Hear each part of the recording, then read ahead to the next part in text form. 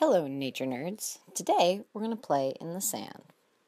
We're going to Long Island, specifically the North Fork of Long Island, and we're going to take a little walk along a beach. Now, normally I prefer tide pools to sandy beaches, so when I set out to do some nature nerding, I had to figure out a way to make myself focus a little more than I normally do.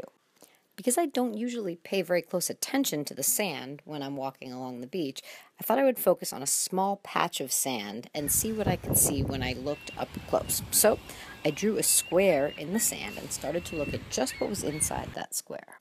First, I picked out all the large rocks. Most of them were white and yellow and are quartz. And they're really well rounded because they've probably been tossed and tumbled through the sand so much. And that quartz is actually what makes up all the individual sand grains too, or at least most of them.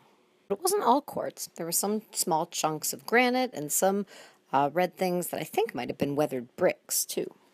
Next, I looked at the bigger shell fragments. Some were obvious, little pieces of oysters and clams.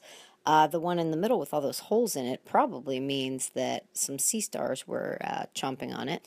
I saw a bunch of some familiar shells. They're called Crepidula fornicata, and they're named because they stack on top of each other and look like they're, well, fornicating. I also saw a lot of these beautiful orange and yellow shells that apparently are called jingle shells, but they are saltwater clams from the genus Anomia, kind of similar to oysters, but they don't taste as good. Now, I love crabs, especially itty-bitty teeny tiny ones, so I was excited to find this exoskeleton, a molt of a teeny little crab. This is what my square looked like when I was done with it.